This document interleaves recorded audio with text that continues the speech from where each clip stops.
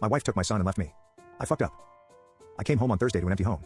Wife and I had been fighting since Saturday. Our marriage had been difficult. Work had been stressful. Our 3-month-old son was the only thing I looked forward to seeing every day. The place was eerily quiet. I heard one of my cats crying.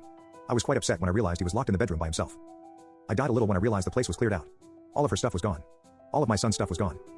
I found a note on the bed. This is breaking my heart. I got in contact with a lawyer.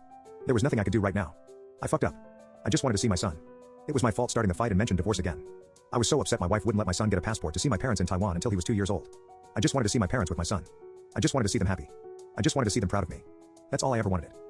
I was jealous how her parents got to see my son whenever they wanted. I was upset they could take my son away from me anytime they wanted. Well, joke's on me. They had him now. I was jealous. I was upset. Now I'm about to go lose everything that mattered to me. I don't know what to do. I can see she was at the courthouse this afternoon. I don't know if she would take me back. All the things that we fought about seem so small and trivial now. I don't care if she sent me angry messages in the middle of the night. I don't care if she wanted me to buy her things again. I don't care if I was miserable. I just want to see my son. ATAR for revealing that someone was molested and a victim of incest. My M31, wife, F27, revealed to me yesterday that she had been molested by her father. I won't get into the details to spare her privacy, but I can say her father groomed her to replace her mother. She is in complete denial over it. In her eyes, it was a mistake that happened when he was struggling. He was deeply remorseful, and he has proven to her that he has overcome those demons. Obviously, that's just the grooming making her see it that way. I get how complex the trauma must be. I want to support her. And I want to unalive the man. But she begged me to forget, she told me. She said she only told me because she was sleep deprived from our newborn son and wasn't thinking. She said she never told me before because she knew I wouldn't be able to hide my feelings and hate her father. I might have been able to do that once. But now we have a child, and this man is a child predator. She claims he's not a danger. He would never do it again. She also said that he isn't a predator, he isn't into boys, it was a one-time thing, and she would always keep an eye on them to make sure our boy is safe, never leave them alone. But I feel we can't guarantee our son would be safe. We can't take that risk. I think deep down she knows it too. I told her we either go North Carolina with her father, allowing her to keep her secret, which makes me sick, but I respect it's her right to tell people, or not, or I will reveal what the danger is for our son to keep him safe. Going as far as to divorce and seek custody, revealing that her father is a predator and she a victim in a public record court if I have to. I love my wife, I don't want to do this to her, and I don't want to live without her. She's an amazing partner and mother otherwise. She's truly selfless in all aspects except this. And I know this is just grooming and trauma blinding her to the obvious path we have to take, but I can't put my son in danger. She begged me not to, but after she realized it wasn't going anywhere she agreed to going North Carolina. She's going to talk with her father when they go to lunch next week.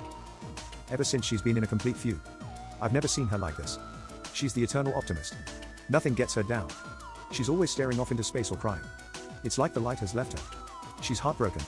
And I feel sick for doing this to her. I'm basically blackmailing a victim, the woman I love and mother of my child.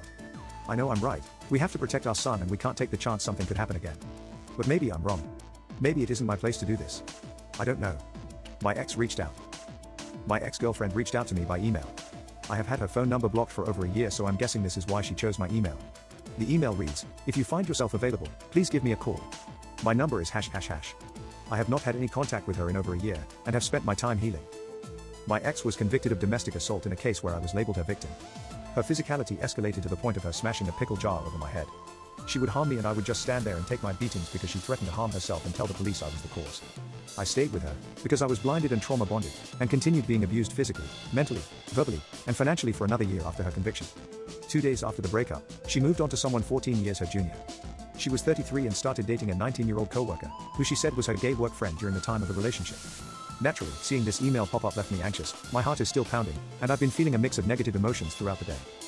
The only reason I'm even considering emailing her back is because she abandoned plenty of her belongings with me that are sitting in my storage unit and have been since February 2022.